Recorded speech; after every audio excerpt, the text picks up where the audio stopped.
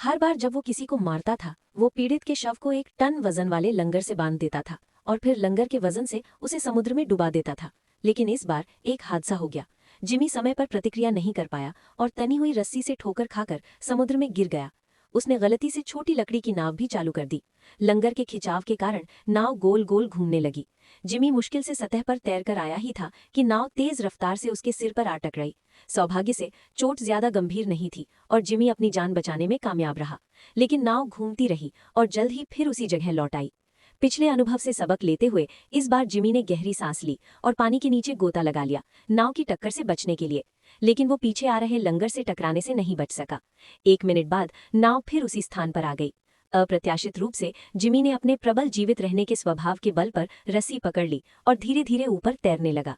हालांकि फिलहाल वो जान के खतरे से बाहर था, लेकिन नाव पर चढ़ना अभी भी बहुत मुश्किल था, क्योंकि इस समय वो तेजी से घूमते प्रोपेलर से केवल 10 सेंटीमीटर की दूरी पर था।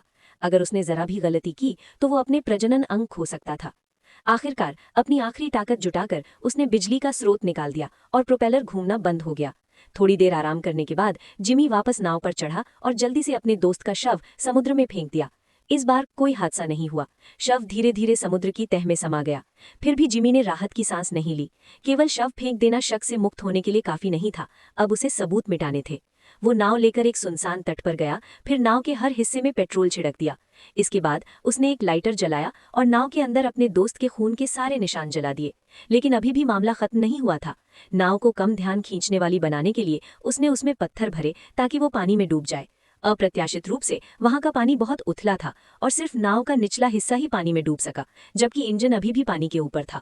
पूरे दिन की मशक्कत के बाद जिमी इन छोटी छोटी बातों पर ध्यान देने की स्थिति में नहीं था, इसलिए वो मुड़ा और वहां से चला गया।